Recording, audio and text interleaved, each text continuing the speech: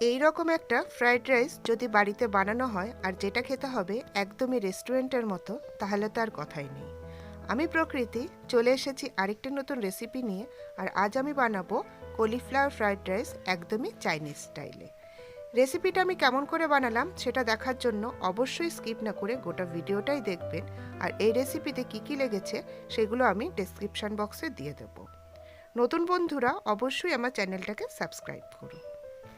একটা ব্যাটার বানাবো, তার জন্য নিয়ে নিয়েছি 1 কাপ ময়দা, 2 টেবিল চামচ কর্নফ্লোর, হাফ চামচ গোলমরিচের গুঁড়ো, 1 চামচ কাশ্মীরি লঙ্কার গুঁড়ো, 1 টেবিল চামচ আদা রসুনের পেস্ট, হাফ চামচ লবণ। এবার ভালোভাবে মিশিয়ে নিচ্ছি।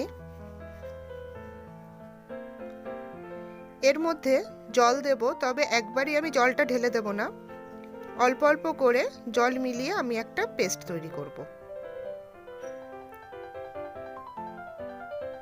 ব্যাটারটা একটু ঘন লাগছে, তাই আমি এর মধ্যে আরেকটু জল দিলাম। টোটালে আমি 1 কাপ জল এর মধ্যে মিশিয়েছি। এই রকম হবে ব্যাটারটা। এবার যাচ্ছি নেক্সট স্টেপে। এখানে তেল গরম করে নিয়েছি। ফুলকপি নিয়েছি আমি এরকম সাইজ করে, ফুলকপিটা কেটে নিয়েছি। এখানে আমি একটা মিডিয়াম সাইজের ফুলকপি নিয়েছি। ব্যাটারের মধ্যে খুব ভালোভাবে কোট করে নিচ্ছি। অল্প অল্প করে ফুলকপি নিয়ে আমি কোট করছি। এবার কোট করা যে ফুলকপিগুলো আমি তেলের মধ্যে দিয়ে ভেজে নিচ্ছি। গ্যাসের ফ্লেমটা মিডিয়াম টু হাই করে আমি এই ফুলকপিগুলো ভেজে নেব। ফুলকপিগুলো লাল হয়ে গেছে, এবার আমি তুলে দিচ্ছি। এইভাবে আমি বাকি ফুলকপিগুলো ভেজে ফেলব। ফুলকপি ভাজার যে তেল ছিল সেখান থেকে 4 চামচ তেল নিয়ে আমি গরম করে নিয়েছি। এর মধ্যে অ্যাড করছি 1 চামচ কুচনো আদা আর 1 চামচ কুচনো রসুন। গ্যাসের ফ্লেমটা হাই করে একটু ভেজে নিচ্ছি যতক্ষণ না পর্যন্ত কাঁচা গন্ধটা চলে যায়। এরপর অ্যাড করব 2টো মিডিয়াম সাইজের কুচনো পেঁয়াজ। গ্যাসের ফ্লেমটা হাই করেই পেঁয়াজটা একটু ভেজে নেব, খুব একটা বেশি ভাজবো না, একটু হালকা সফট হবে জাস্ট। এরপর এতে অ্যাড করব কুচনো গাজর আর কুচনো ক্যাপসিকাম। খুব একটা বেশি ভাজবো না, তার কারণ হচ্ছে চাইনিজ ডিশে একটু ক্রাঞ্চি ভালো লাগে সবজিগুলো। এরপর অ্যাড করব 2 চামচ সয়া সস। এখানে আমি ডার্ক সয়া সস নিয়েছিলাম।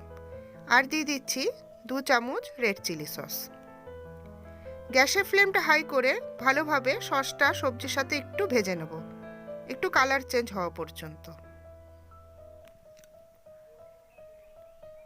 এরপর অ্যাড করছি ভাজা ফুলকপি,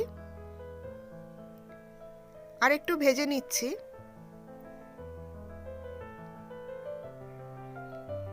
অ্যাড করছি হাফ চামচ গোলমরিচের গুঁড়ো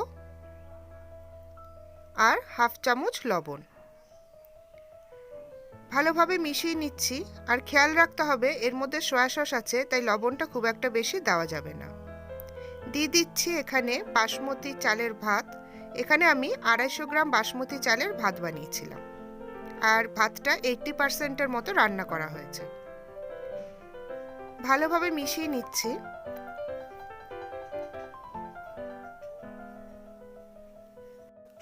আমি সব বাসমতি চালের ভাত দিইনি, অল্প অল্প করে মিশিয়েই আমি সবসময় ফ্রাইড রাইস বানিয়ে থাকি। এতে খুব ভালোভাবে সব কিছু ভাতের সাথে মেশানো যায়।